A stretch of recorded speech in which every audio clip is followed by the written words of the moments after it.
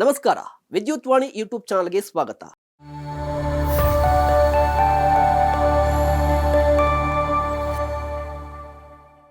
KGF lineman ಮೇಲೆ ಹಲ್ಲೆ, ಆಂಧ್ರಪ್ರದೇಶದ ವ್ಯಕ್ತಿಯ ಬಂಧನದ ಸುದ್ದಿ ಇಲ್ಲಿದೆ ನೋಡಿ. ಕರ್ತವ್ಯ ನಿರತ ಲೈನ್ಮನ್ ಮೇಲೆ ಹಲ್ಲೆ ನಡೆಸಿದ ಆರೋಪದ ಮೇರೆಗೆ ಆಂಧ್ರಪ್ರದೇಶದ ಪೊಗರಪಲ್ಲಿ ನಿವಾಸಿ ಜ್ಞಾನೇಂದ್ರ ರೆಡ್ಡಿ ಎಂಬಾತನನ್ನ ಕೆಜಿಎಫ್ನ ಅಂಡರ್ಸನ್ಪೇಟೆಯ ಪೊಲೀಸರು ಸೋಮವಾರ ಬಂಧಿಸಿದ್ದಾರೆ. ಮೇ 21ರಂದು ಕೆಂಪಾಪುರ ಗ್ರಾಮದಲ್ಲಿ ಕರ್ತವ್ಯದಲ್ಲಿದ್ದ ಲೈನ್ಮನ್ ವೆಂಕಟರಾಮ ಮನೆಗೆ ತೆರಳಿ ವಿದ್ಯುತ್ ಸಂಪರ್ಕದ ಬಗ್ಗೆ ಪರೀಕ್ಷೆ ಮಾಡ್ತಾ ಇದ್ದ.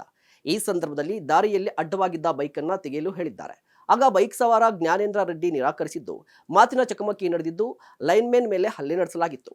ಘಟನೆ ನಡೆದು 5 ದಿನವಾದರೂ ಕೆಜಿಎಫ್ನ ಅಂಡರ್ಸನ್ಪೇಟೆಯ ಪೊಲೀಸರು ಆರೋಪಿಯನ್ನ ಬಂಧಿಸಿರಲಿಲ್ಲ ಅಂತ ಆರೋಪಿಸಿ ಬೆಸ್ಕಾಂ ಲೈನ್ಮನ್ ಸಂಘ ಮತ್ತು ದಲಿತ ಸಂಘಟನೆಗಳು ಪೊಲೀಸ್ ಠಾಣೆಯ ಎದುರು ಸೋಮವಾರ ಧರಣಿಗೆ ಮುಂದಾಗಿದೆ. ಈ ಕೂಡಲೇ ಕಾರ್ಯಪ್ರವೃತ್ತರಾದ ಪೊಲೀಸರು ಆರೋಪಿಯನ್ನ ಬಂಧಿಸಿ ಕೋರ್ಟ್ಗೆ ಹಾಜರುಪಡಿಸಿದ್ದಾರೆ. ತನಿಖೆ ಕೂಡ ಮುಂದುವರೆದಿದೆ. ಇದಾಗಿದೆ ಇಂದಿನ ಸುದ್ದಿ. ಮತ್ತಷ್ಟು ಅಪ್ಡೇಟ್ಸ್ಗಳಿಗಾಗಿ ನೋಡ್ತಾ ಇರಿ ವಿದ್ಯುತ್ ವಾಣಿ.